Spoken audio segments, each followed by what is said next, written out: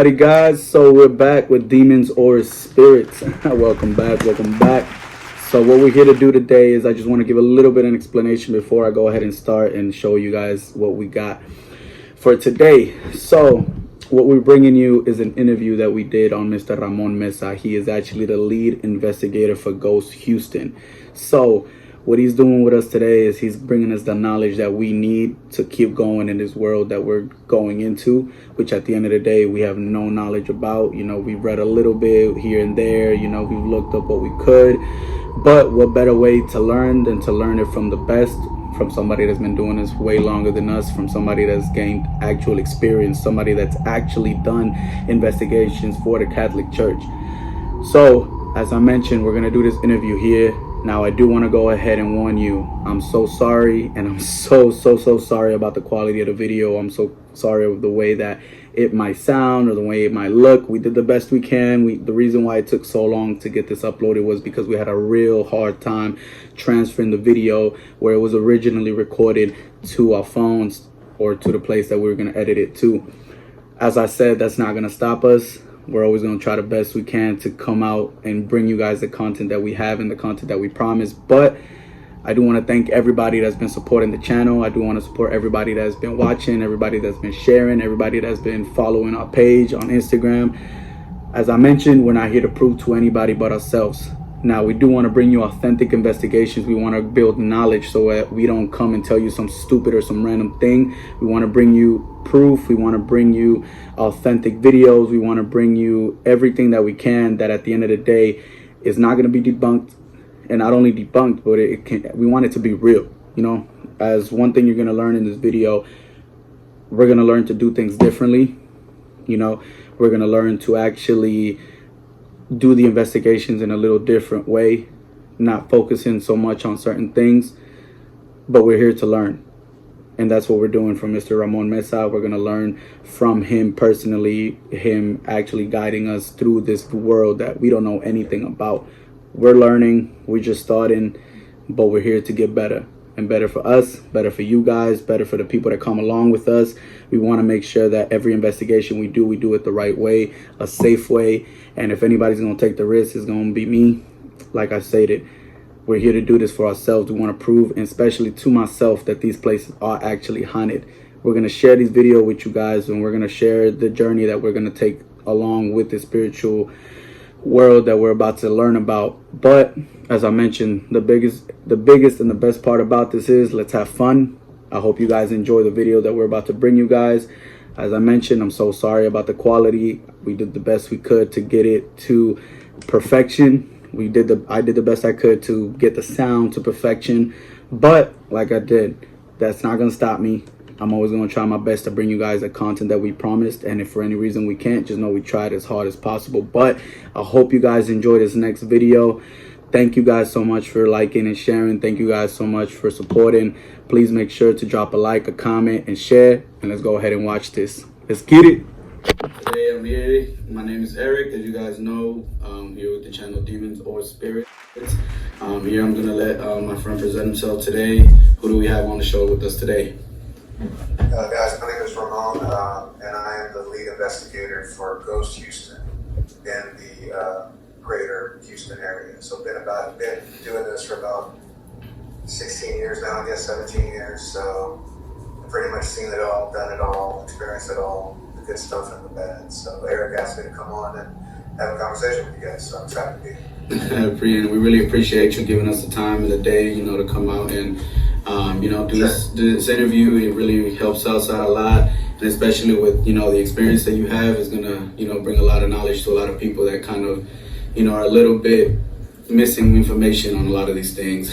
So tell us a little bit about yourself, you know, what got you into this, what got you, you know, into the whole paranormal investigations. Man, like many people, I had an experience, right? So it started when I was kid, and I had experience at home, but I grew up in a Christian church, so we didn't believe in this stuff, right? So kind of squash it. I saw a shadow person in plain daylight in our kitchen. Oh wow! Move from one side to another out the back door. The back door shook with force, and so I screamed, man. I'm like, just freaking out. My dad, I thought it was a burglar. Yeah. And my mom and dad, I thought I was crazy and stuff. But I remember our back door, we were old school Hispanic, we didn't have a lot of money, and we had a padlock. So our back door was padlocked from the inside. So ain't no way someone walked out that door because the lock was still locked. Okay. So that kind of started it, like my curiosity, but I never really did anything about it until 2006, maybe 2005. I was living in a house in North Houston, and a best friend of mine at the time was a Houston police officer. He was working that area, and he would come to my apartment or my condo, and we'd hang out before his shift or after his shift. We'd play video games, we'd do whatever, and long story short, we're sitting watching TV, and it's 5 or 6 o'clock in the afternoon, sun's out, and suddenly we both see a shadow person just kind of walk across the line of sight. We're watching TV, man. The sun's out, and we see the shadow person move quickly, and it blocks out the TV, and it goes from one side of my apartment or one side of my condo to the other. Oh shit. He's an HP officer, and he's freaking out, like to the point where he pulls his weapon. What? Because, what do you do, right? But imagine, like now, this time of day, I look outside the window, the sun's out. Yeah. So this black shadow just black out your TV and move from one side to the other. And that's crazy because a lot of people think that it's only during the night. No, it happens all the time. So at that moment, Houston police officers saw the same thing I did. I knew I wasn't crazy. Oh. Right? And so, like anything, I wanted to know more. How the heck do you find out more about the paranormal? It's kind of a taboo subject in a lot of areas, or for a lot of people. So I started looking online, and I found some little ghost groups in Houston, and I joined along, and with all due respect to them, I didn't agree with anything they were doing. It didn't make any sense to me. Like, that makes zero sense, right? Yeah. And so I'm like, no, I want to do it myself. So how do you start a group in Houston, man, in 2004 or 5? I did what everybody else was doing, man. I went to Craigslist, right? So back in the day, that was the place to be, right? So Craigslist, just put an ad out there, and I found a group of people, and from there, I'm like, okay, I got a group of people, we're all interested in it. Now what? So again, Craigslist, what do you do, right? You got a haunting, talk to me, I don't know. And so long story short, we started getting lots and lots of calls, and truth be told, we weren't ready for that, man. I wasn't ready for that. It's one thing to talk about it and see it on TV. It's another thing to go and look at it face to face, man. So that was a stigma for me in particular. So started to do it and get more comfortable with it and seeing more and more. And long story short, man, I've been doing it for 15, 16 years now, I guess. I do it to help people. That's all I do. I don't charge money, never have, never will. Will not work with anybody who charges money. Everything I do is free. People sometimes just want to know that they're not crazy. And that's usually the number one request they get. They want validation that what's happening is real, right? Not everybody wants it to go away. Some people are okay with it. Most people just want validation that they're not crazy. So I have all the equipment. And so I come in, set up equipment, do all that stuff. And a lot of times we submit proof or we give our honest opinion. And I got a scientist on my team. I've got skeptics on my team. I've got believers on my team. So at the end of the day, we kind of look at it from 1,000 different angles. Exactly. Yeah. And I mean, that's crazy too, that you mentioned that, because I mean, like you said at first, it's a real touchy subject for a lot of people, especially, I guess, like you were just saying right now, it's more about the fact that they don't want to seem crazy. They don't want to seem like I don't know, if I say this, they're gonna think that I'm hallucinating, or, first thing that people really do think is that you're just, either dreaming it, sorry, or either you're just making it up, wanting attention. I don't know, a lot of people just think you're crazy for it, which to me, it is crazy that people don't believe in paranormal things, because when you ask people that say they don't believe in it, they do say, they're atheists. Like me personally, I have a friend that he says that he's atheist. He's like, I don't believe in anything. I don't believe in spirits. I don't believe in God. I don't believe in anything. So I'm like, okay, but then you have those people that are like, I believe in God, but I don't believe that there's a darker side, and then there's people that are like, I believe in the darker side. Yeah, and it's like, it kind of coexists. If this one exists, the other one has to exist as well. And it's just kind of out of history. You kind of see a little bit how everything just works. And there's always an evil, there's always a good. I mean, from what I've heard a lot, and I mean, you know better, a lot of people say that it's better to not talk about it, which I don't think is true, because at the end of the day, even if you don't talk about it, it's there. But because you don't feed into it, it doesn't really come to life as much. What do you think about that? I agree with you. I don't think it matters, especially if it's an intelligent haunt. There's different kinds of hauntings, and if it's an intelligent haunt and not a residual one, an intelligent haunt will find a way to communicate with you whether you want to or not. So you can try to subdue it, you can try to stop it, but if you don't follow correct procedure or do it the right way, at the end of the day, they're still going to communicate with you. And they're going to try to communicate with you. So people automatically think when stuff starts happening around their house that it's paranormal, right? And I really, really tell people to understand the difference between abnormal and paranormal. Exactly. Right? People freak out about the abnormal and think it's paranormal. A banging of the wall. Is that paranormal, or is that your pipes? Right? Mm-hmm. I get a weird feeling in the basement, next to the washer and dryer. Well, you have high EMF. That's where the outlet is for the apartment complex or something, right? So move your bed, right? Let's rearrange your furniture. Let's try that. Mm-hmm. So we look at the science, the logic as much as possible before we move from abnormal to paranormal. Paranormal for us legitimately is stuff levitating, flying across the room, that kind of stuff. Okay. And when I see, I like to come in and give people peace of mind that what they're experiencing isn't paranormal necessarily. There's a lot of people that the first thing they think of when they hear a noise is, it's probably a ghost. Me personally, actually, when I first started looking a lot into this, that's kind of what brought my attention, because like I was telling my friends, I'm like, hey, look, there's a lot of places that they do have maybe like a deep background to it. Maybe there is like a deep story to everything, but what if maybe it's not even there anymore? I've heard a lot that like spirits like to move around sometimes, like they attach themselves to somebody and then they move to another location, kind of like taxi pulling in a way.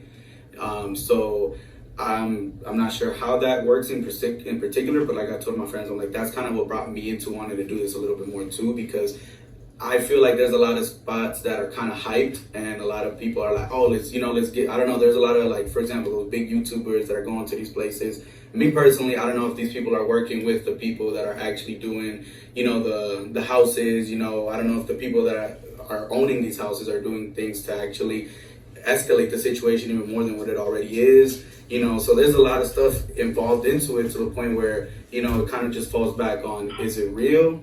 Is it fake? Are they just hyping it? Are they, getting together and saying, hey guys, you guys got a lot of viewers, let's get together and say that it's haunted, say that you guys are feeling things. I don't know, it's crazy because, a lot of people, it's all about the money. Like you said, it's not easy to find people like you that actually are willing to go out and help somebody for no money at all. It's usually about the money, which from what I've heard, people that do that, it's a little bit dangerous because they're obviously not in it for the right motives. So when they're actually, in the situation. If you make enough money, Eric, I'll find a ghost for you. Exactly. I can manipulate anything, edit anything to make your house the most haunted house in America if you pay me. Exactly. That's what some people think, right? And that doesn't make any sense to me. So you touched on something, right? And this is a rabbit hole, man, that we can go down for hours. There's 4 things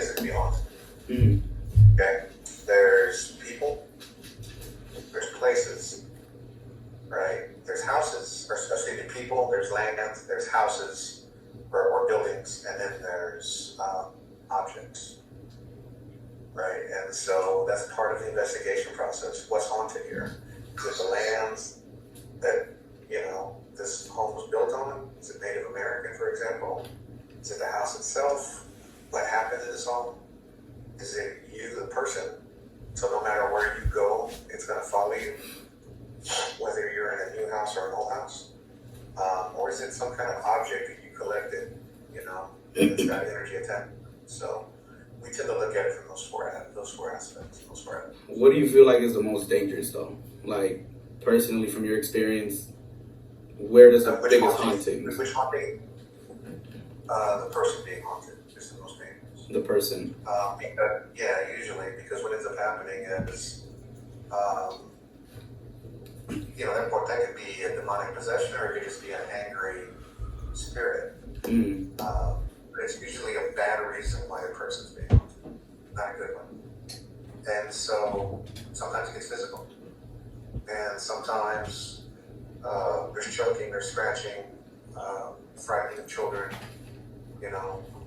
Depending on what avenue you approach it from, if you look at it from a spiritual perspective, the thought process is that a demon or an evil spirit is trying to break your psyche down to the point where you just give in, just let that spirit take over.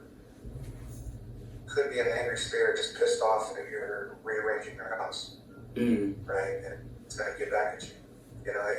Not every angry spirit is a demon. That's another thing that I've learned through the years. Automatically, people, I know something pulled my hair, it's a demon. Well, no, not necessarily. There's signs of demonic possession according to the Catholic Church. I think my personal experience is people that are haunted is that it's relentless. It doesn't matter where you go, right? If you live in a haunted house, you can go to a friend's house and feel it lighter and not as heavy. Yeah. If you're haunted, it don't matter where you go, in the car, at home, friend's house. If it's attached to you, that's to me, I think it's the most dangerous. Let me give you some advice from an old time. Don't trust your equipment, trust your body, trust your instinct. Okay. All right. Because here's what happens, man. PSD7, it's just scanning radio frequencies, right? And you listen to it long enough, it's going to say something. You ask enough questions and you listen long enough, it's going to say something that matches. And then you take off and run with that information, right? You're going to scare the crap out of somebody who owns that house. You're going to scare the crap out of each other. It warrants further investigation. So I look at all that stuff with a grain of salt, okay? Also, pendulums, we don't use them, right? There's an ideomotor motor response that your body does. That's why you won't ever see anybody you'll never see anybody, for example, successfully play with Ouija boards blindfolded. Put a camera on the board, blindfold two people, and have them ask questions, and let's see if they get responses. You won't, right? Because your body has these micro movements that it does, and you feel you're not moving. You really do, but it moves. And I just saw a video on this a couple days ago, and they ran all these experiments with a pendulum, actually, and they're like, don't let it move, right? Keep your hand as still as possible, but imagine it going in a circle. Sure enough, man, it started going in a circle. They're freaking out. They said, imagine it going north and south. Imagine it going east and west. You can even do it. They even did it where they put the pendulum in a device that hung it there in the middle of the table, so no one was touching it. But they just put their hands on the table, right? And so as they're sitting there with their hands on the table, the micro movements cause the pendulum to move. But the true test would be no one put the pendulum in the middle of a table, no one touch it, no one be on the table, stay 10 feet away from it, and then ask it to move. Okay. Right? Because I'll send you the video. It's pretty fascinating. It's the same thing with dowsing rounds. There's a lot of folklore, and I don't want to disrespect it. There's some things I don't understand, but it's the same concept. Ouija boards, pendulums. It's old magician's tricks. So we take all that with a grain of salt, man. Not to say they're not real, but as an old timer, I'll tell you, trust your instincts. Your best piece of equipment is your body. It's crazy because we did two different investigations. The first one, it was like spot on. Like I'm talking about, we asked a question, they responded in 2 seconds. Like it wasn't even, we wouldn't have to wait too long. I was actually surprised because when I saw a lot of people that did these, the investigations themselves, some people didn't get anything at all. Some people, they maybe got one or two things, which like you were saying, sometimes you can't really run with something like that because it's kind of like, okay, yeah, you got one or two things, but it's like, is it really that, or is it really just the equipment just kind of freaking out itself, Like that day we had the RAM pod going off at the same time as the EMF reader was going off, the EMF reader going off at the same time as the spirit box. We were... And let me hold on. Let me slow you down. Is that abnormal or paranormal? What you mean? REM pod goes off. Is that paranormal? You cut off again. Sorry. When your REM pod goes off, is that paranormal or abnormal? Abnormal. Exactly. Spirit box. Coincidence or paranormal or abnormal? You know what I mean? Like, my point is this: it's very easy for us to take abnormal things. Right? There's natural EMF everywhere. Right? The best way is get you a K2 meter. Okay? Turn it on. Set it across the room. Get all your equipment away from it. Sit down 10 feet away from it and ask it to interact with you on that K2 meter. Okay. And ask it yes/no questions. And have it go to red for yes or two sweeps for yes and one sweep for no kind of thing. And see if you can carry on an intelligent conversation that way. That tends to work the best because it's really, really hard for something abnormal to make it have ongoing conversations with you like that. It just doesn't happen. So when it does happen, it really is something that we take notice in. There's a whole argument on the hierarchy of demons, strong demons, not strong demons, powerful, not powerful. That's a whole other conversation. Yeah. The spirits themselves, it take energy to manifest, right? And so that's why you have EMF, pumps, or that's why you have things that put energy into the air because you're trying to create energy so something can manifest. That's why people say batteries drain. Okay, batteries drain because spirits need energy to manifest. So they take energy from the batteries. That's the theory, right? Why does it get cold? Because heat is energy, right? It's not that it's cold; it's just lack of heat. So they believe that when spirit's about to manifest, heat is transferred into a form that spirits can use. That's the theory. So, I think it's not that they don't want to manifest. I just think most of them can't. They just don't have the energy to. That's the logic and theory that we've experienced in our kind of where we landed against, 5 years ago. It's kind of over. Yeah, and that's true because I was reading that supposedly like hauntings at night supposedly happen more if there's less electronics on. Is that true or?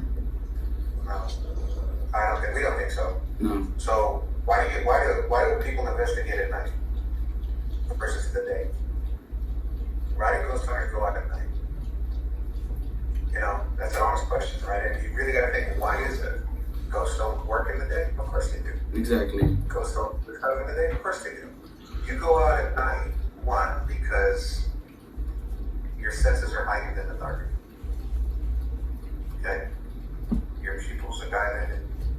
You see more, you hear more, you experience more, and you're just more receptive to inputs in the dark. Also, light anomalies. You can't see light anomalies. You can't see energy and light anomalies. So that's why we investigate the dark. Like a lightning bug. Imagine a lightning bug in your yard. In the daytime, it's flying around. I'm sure it glows because it's fake. Yeah. Right?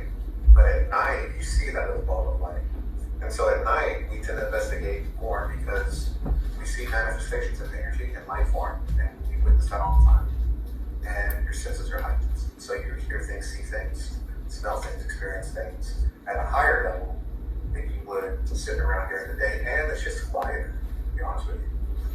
I mean, that's so true.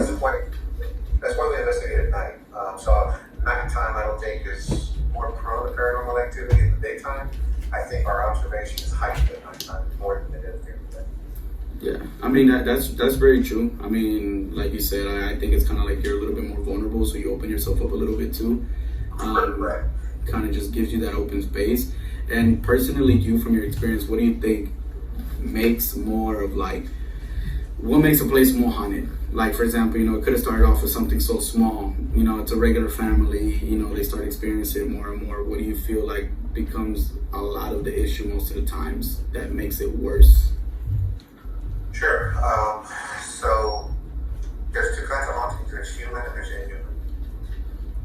So human hauntings usually deal, again, what's haunted. Is it the house? Is it the person? Is it an island?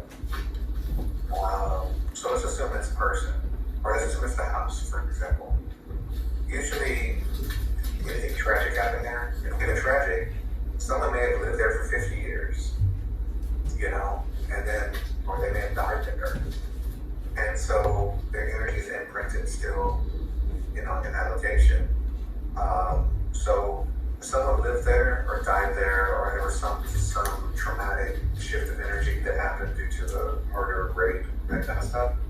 That tends to be what we look for in a haunting. When it comes to the house itself, what's the history of the home, right? Who lived here? Who died here? That's the aspect we look at. It's possible, and then there's people, of course, who here might be haunted versus is the house haunted. And a lot of times people will call us and say the house is haunted, and I'll walk in and I'll immediately know, right? It's you, because it follows you wherever you go. That's a whole other conversation, but that's one of the things that through the years I'm able to kind of ascertain where the energy is coming from, right? Whether it be a home, an object, or a person, or the land. And so it's what I've got pretty good at. Hard to explain how I do it. You do. And it's pretty intense. So what makes a haunting worse?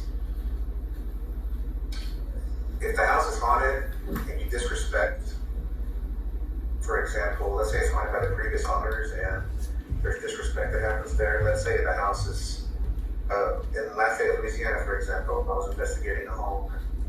It's an old house from the late 1800s, and they started demolishing the kitchen and putting everything modern in it. And they kept getting their stuff thrown in it. And it got worse and worse and worse. The more and more and more they kept renovating. And renovation tends to create a lot of paranormal activity.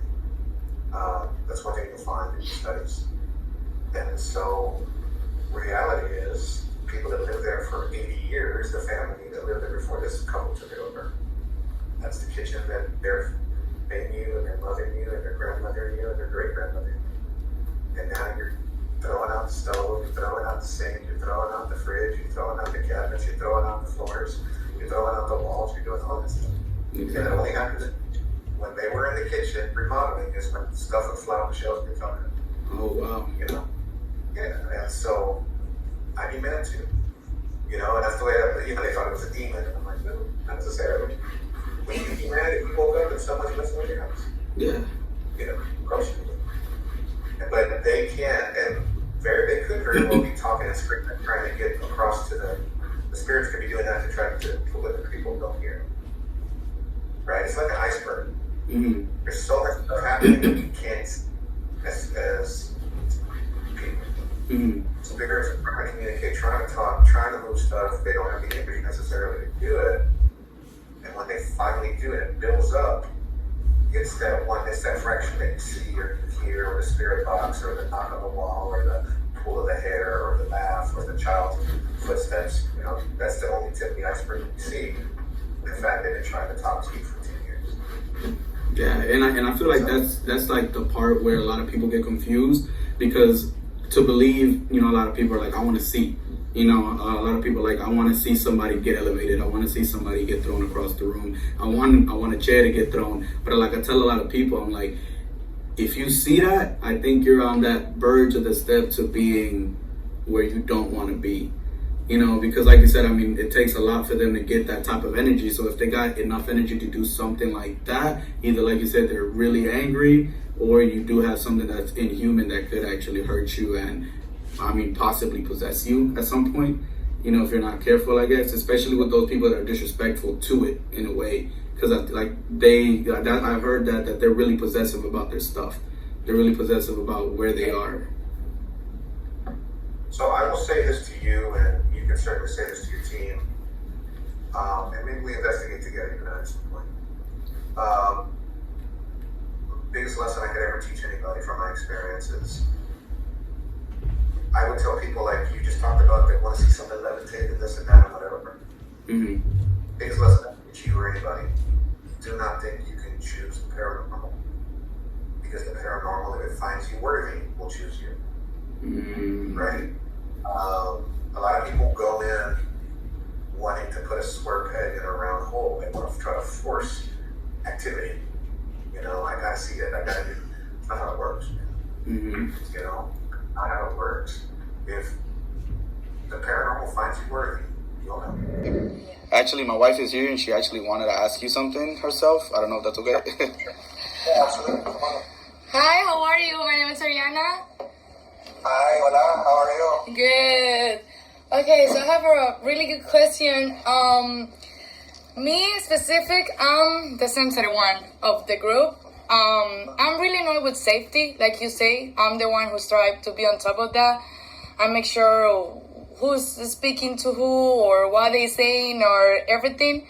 I take that like really, really like I don't want to have that feeling that something happened to someone and we don't pay attention because, like you say, we was like setting on equipment or cameras or whatever the case is. Sensitivity, and this is weird, but it's true. From our experience and our research, it tends to skip generation in women. That's why I asked about your grandmother. Your grandmother is more sensitive than you think she is, or she lets people know. Okay. And it usually skips generations. That's why your mama is not, right? Yeah. You are. Your grandmother probably is. Yes. And so long story short, don't know why. It's more than coincidence. A lot of the times it skips generation in females. Okay. More than male. Males is a different conversation. Females, it happens a lot. I know exactly what you're going through because I'm the same.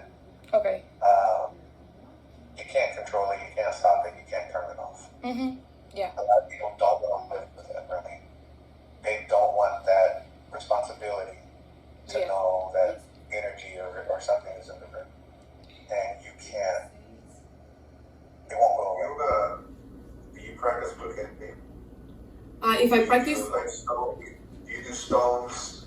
Do you burn like Palo Santo? Do you burn incense? No. I like, stones and that kind of stuff, but no, I'm more Catholic. So me, like, before we start every kind of investigation, I always like to pray for me, our team, and everybody. Like, I'm more on that side. I'm not gonna lie to you. I feel really attracted to that. Like, I love that kind of stars. You're very witchy. That's why I'm asking the book writers, because I think you have that in you. There's you have a very strong connection to the spirit world. Okay. And at the end, that's not a bad thing. Okay. Right? Bruja doesn't mean devil worshiper. A true definition of Wicca is being in touch with, like nature. Okay, and yes. So water or spirits or fire or air kind of stuff, or the earth. One of those you connect to more than the others. And whether it's fire or water or air or earth, that's Wicca, and that's witchcraft. Okay. And so people automatically think witchcraft is bad. I disagree. You have a very strong connection to something and the spirit world, and it's easy to see for me. Okay. Remember I told you, Eric, I could walk in a room or a house and know, is it the house that's haunted or is it the person? Okay. I don't know how I know how that happened. It's a long story. But, yeah. I can come to you and look at your wife, and I know that you're not telling me everything. Right? Okay. There's more to you. There's more to your spirituality and connection to the spirit world than you've told me so far. Yeah. Right? You have experiences that people don't understand. Yeah. You have, but you hold it in, right? And yeah, no, I think it's cool. It's easy. It's easy for me to see. But I'm having problem with how handle my sensitivity on those moments, because like he was telling you on Old Town Spring, every time I was enjoying so much, but that day I remember I turn around and I say, my friend, are you ready for this breeze? She said, yes, I'm ready. I say, okay, put the headphones on. When she put the headphones on, I just start feeling so bad. My stomach, I have a whole lock. I was feeling bad. I know something wasn't right. I know me, I know my body, I know who I am, and I feel that something wasn't right. I vomit a lot. If you saw the video, you can tell like I'm the one. I was on that moment. I was trying to do the pendulum. I read something in a book, so I was trying to do like the book say. Like you say, I feel sometimes you forget why you're doing this or the point of all of this, because you know you're okay. This equipment, this I read this, so just do it how this book says. So I started having a lot of problems breathing, and I don't know, I just feel I was all over the place. I feel a lot of energy around me. I was feeling so bad. So I'm just trying to ask you, there's any suggestion that you can tell me, hey, when you're out there, make sure that you're doing this, or make sure that you take a break, or make sure that you are doing this, because sometimes I want to go far. I want to go far with him. Sometimes I want to tell him, yes, I want to be on this location. I want to do this, but I feel that can affect me so bad. And because I don't know how to handle this, I'm like kind of like, ugh. You see those black stones that Eric is wearing on his records? Yes. You wear that for protection, Eric? I'll be honest with you, this one I got it more for because it was like it looked nice. But I mean, you know, the guy that sold it to me, he kind of just like, yeah, it looks nice, and I was like, yeah, it does. But so there's stones for protection. Okay. And I'll send you the link on my website on the farm.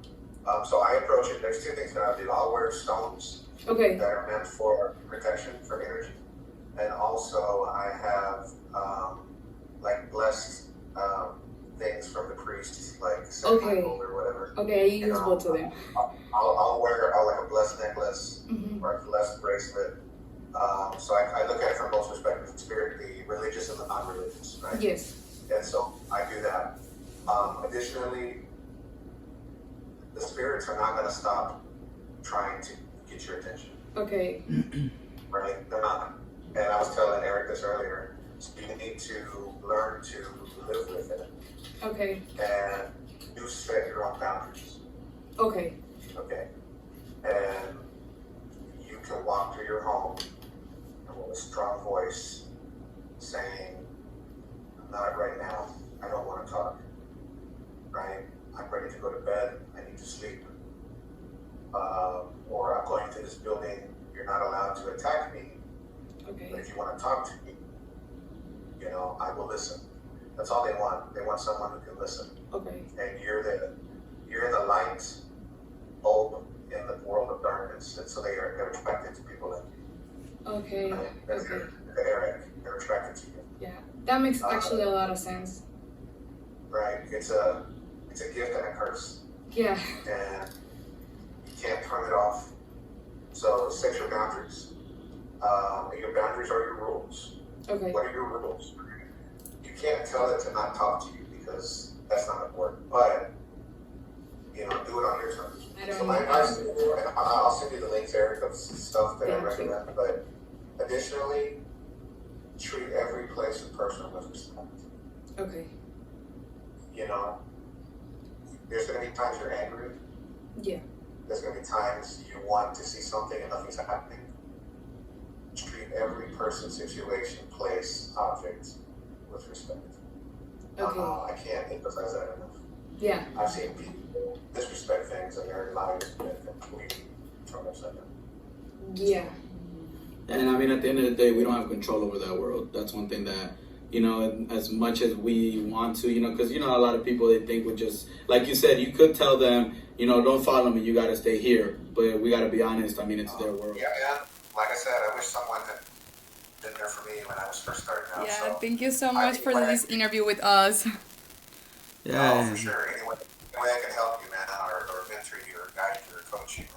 Yeah, and honestly, I mean, I would also like for you to let our viewers know because, like I said, I mean, we're just starting. We're kind of just doing this for our, for our point of view right now. We're not even close, not even, even Yeah. to the point where we're gonna be able to go and actually help people out. We're far away from that. So, if anybody does need it, a lot of people are out there looking. How can they contact you? I'm obviously gonna put everything in the video so they can, Sure. contact you. Yeah.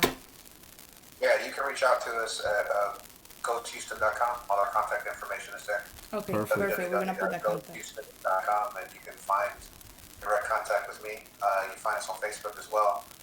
And yeah, for sure, anything we can do to help, even if it's a phone call, just let us know. We're more than happy to help you guys. Perfect. Thank you. Perfect. Thank you so much for all the advice that you give us to us in this interview. And for sure, we're really excited if you want us to go anywhere with you. We're really into this. So thank you so much for this opportunity. Yeah, and like, You're very welcome, guys.